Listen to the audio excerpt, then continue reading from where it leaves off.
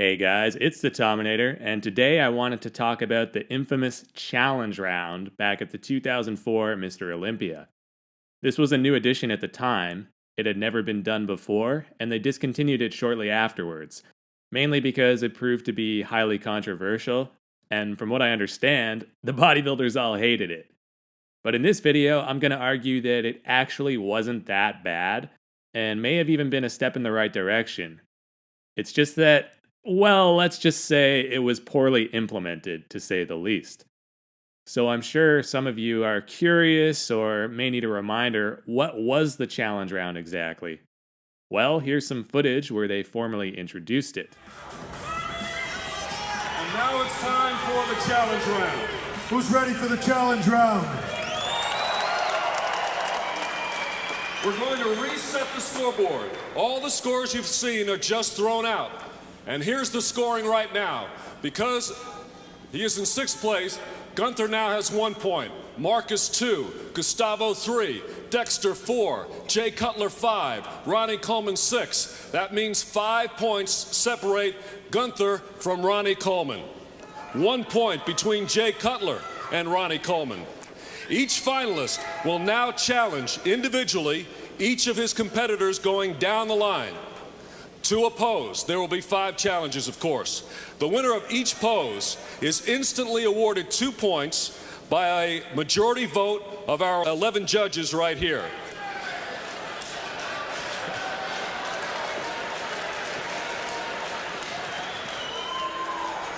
You can only use the same pose twice.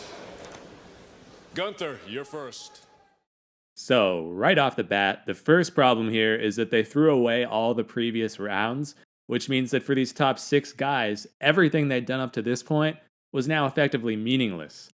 It turns out that the title of Mr. Olympia would be won and lost based on this round alone, which is pretty stupid to be honest. Just because you beat a guy in one pose of your choice doesn't mean you're better than him overall. For instance, Dexter Jackson, who was actually ahead of Gustavo Bedell going in, ended up losing to him in the challenge round by 1 point, which meant he came in 4th instead of 3rd and lost out on $10,000 in prize money. $10,000 that would have rightfully been his any other year. The easy way to correct this mistake is to make the challenge round just like any other round and add its score to the previous scores. It's not fair or sensible to discard everything from the prejudging and posing rounds and put it all on this. And for the record, they essentially fixed this problem the very next year in 2005 when they brought back the challenge round but made it entirely separate and not count towards who actually won the Olympia, but instead just awarded extra prize money to the winner. The challenge round is going to take place, and it doesn't actually count towards being Mr. Olympia in itself. The points don't actually count, but there is $50,000 at stake, with the winner taking $25,000. What you're going to see is the top 5 guys from tonight's show come out here and they have an opportunity to call each other out and call one pose against each other. The winner gets a point. One with the most points, he's your challenge round king, and he's $25,000 richer. Unfortunately, they still didn't address this next major problem, which was arguably even more glaring, and it's one I'll show you now. These are important points now for later on. What's it gonna be, big man? Back double bicep. Back double bicep.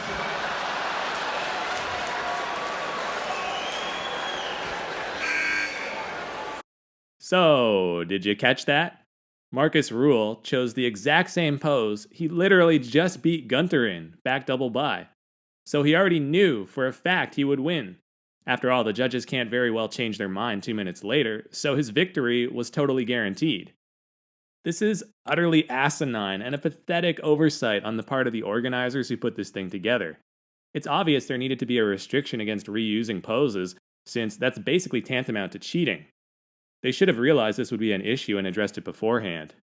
And they definitely should have figured it out the second time around in 05, but then again, that's the typical sort of lazy incompetence I've come to expect from the Mr. Olympia production crew. And this was the single biggest problem with the challenge round in my opinion, because guys would continue to abuse this loophole going forward, and not only is it unfair, but it's boring and repetitive. It removes all tension and excitement because we already know in advance who's going to win and who's going to lose. It's just a pure formality at that point.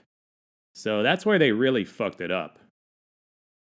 But anyway, let's now talk about what the challenge round got right, because it actually did a number of things right. First and foremost, it finally gave us some insight into the judging process. We actually got to see who the judges preferred in a given pose. Granted, we don't know why they rated one bodybuilder over another, but it at least provided some indication of how they were judging these guys, which is sadly more than you can say about the current system. All we get now is an overall number ranking the contestants through each round, but no breakdown or explanation whatsoever regarding who won which pose or why. It's infuriatingly non-transparent, not to mention more than a little shady. Furthermore, the challenge round was exciting, okay? Say what you will about its botched execution, but you gotta admit, in that split second right before they announced the winner, you were hooked. It's that dramatic moment where the audience collectively holds its breath in eager anticipation of the results, and it's a feeling you rarely get while watching ordinary bodybuilding contests.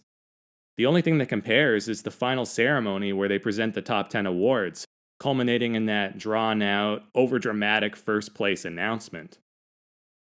Through the challenge round, though, you got to experience a microcosm of that feeling, over and over, as they declared the winner of each successive pose.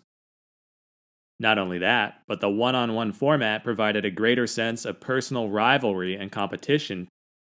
In my opinion, this was a huge improvement over the conventional pose down, where the top 6 just kind of waltz around the stage, haphazardly hitting random poses while fake shoving each other, and half-assing it most of the time. Towards the end, you can tell they're all tired and winded, and just waiting for it to end so they can finally get a rest. If we're being perfectly honest, the pose down is pointless and not very entertaining. But then again, who's to say we can't have both? The challenge round doesn't need to replace the pose down. All I'm saying is that if I had to pick one or the other, I think the challenge round is more engaging and definitely more informative.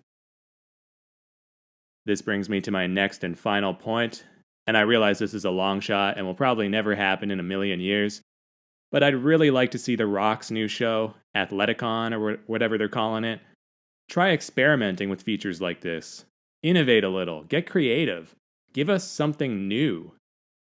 Because if all it's going to be is another Mr. Olympia with the same crap judging system, but higher prize money, well, I mean, that's fine too, but it seems like a bit of a missed opportunity. I've been thinking about it lately, and what I'd like to see them do is break it up into separate events. For example, one event could be the basic mandatory comparisons, where they all stand up there in a line like usual, and whoever wins the most poses is the champ. Another event could be a modified challenge round, where they have a series of head-to-head matchups and a second champ for that. Then have another event where it's all about the posing and putting on the best individual posing routine. Maybe even allow props or costumes like what Kai Green or Melvin Anthony were doing back in the day at guest posings. Make it more about the art form and the spectacle, rather than just who's the biggest guy up there with cheese shredder glutes.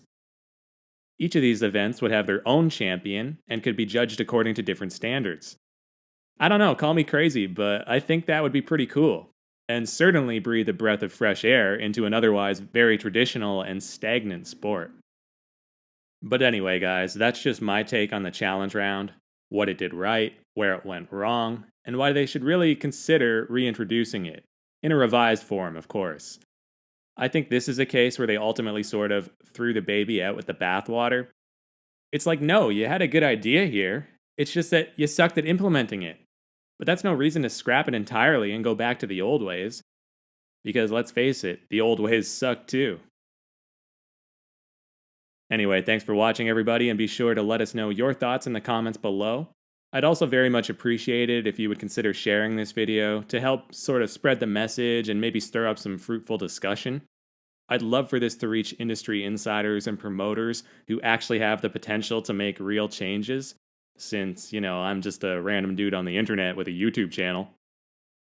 And on that note, that's all for me. Don't forget to like and subscribe for more, but until next time, it's the Tominator signing out, and I'll be back.